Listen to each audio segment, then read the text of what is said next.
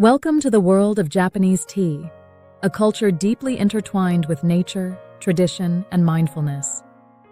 For over 1,000 years, tea has been more than just a beverage in Japan. It is a way of life, a philosophy, and a reflection of the Japanese spirit. Today we invite you on a journey through the fields, factories, and history books to discover what makes Japanese tea so special and why it's capturing the attention of tea lovers around the world. When people hear the words Japanese tea, many immediately think of matcha, that bright green powdered tea used in ceremonies and cafes. But in reality, Japanese tea is far more diverse. There are many types, each with its own cultivation method, processing style, and flavor profile. Did you know that all types of tea, green, oolong, and black, come from the same plant? The difference lies in how the leaves are processed, especially how much they are oxidized, or what's sometimes called fermented. If you allow the leaves to fully oxidize, they turn dark and develop deep flavors. And that's how you get black tea. And yes, Japan makes black tea too. It's called Wakocha, or Japanese black tea. While black tea is typically associated with countries like India or Sri Lanka, Wakocha offers a uniquely Japanese interpretation. It's made using Japanese tea cultivars and processed through careful oxidation to create a soft, reddish-brown infusion. If oxidation is quickly stopped, usually by steaming, the leaves remain green. That's how we get green tea. Now, within Japanese green tea, there's an important distinction: shaded versus unshaded cultivation. Unshaded teas, grown entirely under the sun, become sencha, Japan's everyday green tea. Bright, grassy, and refreshing, sencha represents the flavor most people associate with Japanese tea. But when farmers cover the tea bushes with cloth or netting for several weeks before harvest, the leaves change dramatically. This shading process increases chlorophyll and boosts amino acids like theanine, creating a richer, sweeter, more umami taste. From shaded leaves, farmers produce two of Japan's most celebrated teas, gyokuro and matcha. Gyokuro is made by carefully steaming, rolling, and drying the shaded leaves, resulting in a deep, elegant flavor. Matcha, on the other hand, takes those same shaded leaves, called tencha, and grinds them into a fine powder. Instead of infusing and discarding the leaves, we drink the whole leaf suspended in water, making matcha one of the most nutrient-rich teas in the world. Japanese green tea doesn't stop with sencha, gyokuro, and matcha. One example is hojicha, or roasted green tea. Hojicha is made by taking already processed green tea leaves, often sencha, and roasting them at high temperatures. This simple step transforms the flavor completely. Bitterness fades, and in its place comes a warm, toasty aroma, with notes of roasted nuts, caramel, and even coffee. Another beloved variety is genmaicha, a blend of green tea leaves with roasted brown rice. Originally, it was considered people's tea because the rice helped stretch expensive tea leaves. But over time, genmaicha earned a place in households and cafes for its unique character. The roasted rice gives off a comforting popcorn-like fragrance, blending perfectly with the fresh green notes of the tea.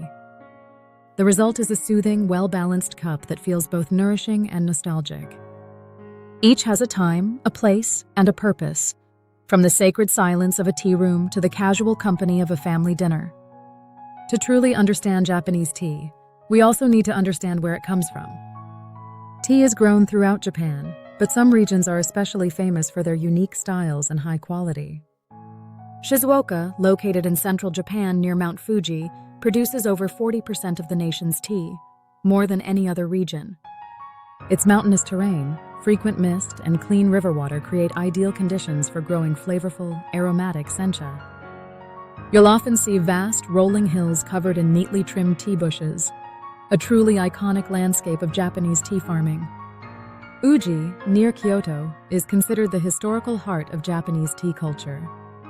It's one of the oldest tea-producing regions in the country and the birthplace of ceremonial matcha. Uji teas are famous for their elegance, depth, and refinement. And even today, many tea masters choose Uji matcha for formal tea ceremonies. The region's long-standing traditions and artisanal techniques continue to influence Japanese tea aesthetics and taste. Further south lies Kagoshima Prefecture, Japan's second-largest tea-producing area. Thanks to its warm climate and volcanic soil, Kagoshima can begin harvesting earlier in the season, leading to faster growth and larger yields. The region is also known for its leadership in organic farming, mechanization, and innovation. Kagoshima teas tend to have a bold, rich flavor and are increasingly popular both within Japan and internationally. Yame in Fukuoka Prefecture is particularly celebrated for its high-quality gyokuro. This region produces many award-winning hand-picked teas that regularly excel in national tea competitions. Yame teas are cherished for their deep umami, natural sweetness, and silky smoothness, making them a favorite among connoisseurs. In the north, we find Sayama, located in Saitama Prefecture just outside Tokyo. It is one of the northernmost tea-growing regions in Japan, where the cooler climate causes tea leaves to grow thicker and more robust. This results in a full-bodied, hearty flavor, often described as rich and bold. Sayama is so distinctive that there's an old saying, "Color is Shizuoka, aroma is Uji, flavor is Sayama," a phrase that captures the regional characteristics treasured by tea lovers across Japan. Together, these regions reflect the diversity and depth of Japanese tea, not just in geography, but in taste, technique, and philosophy. Each cup tells a story of place, tradition, and the people who cultivate it with care. Now, while Japanese tea has a rich history and unique appeal, the industry is facing some serious challenges. Across Japan, many tea fields are quiet. The average tea farmer is now in their 70s or 80s, and in many rural areas, there are no successors to take over. As young people move to cities, traditional tea farms are being abandoned, and production is shrinking year by year. Even for the farmers who remain, the industry is tough. The wholesale price of green tea has steadily declined for decades. Despite rising labor and fuel costs, the market price for raw tea leaves continues to fall, making it difficult for small producers to earn a sustainable income. Domestic consumption is also changing. Many younger Japanese now prefer bottled drinks, coffee, or flavored teas, and the tradition of brewing loose-leaf tea at home is slowly fading from daily life. But despite these problems, there is hope and real momentum for change. A new generation of farmers, entrepreneurs, and tea lovers is working to revitalize the tea industry.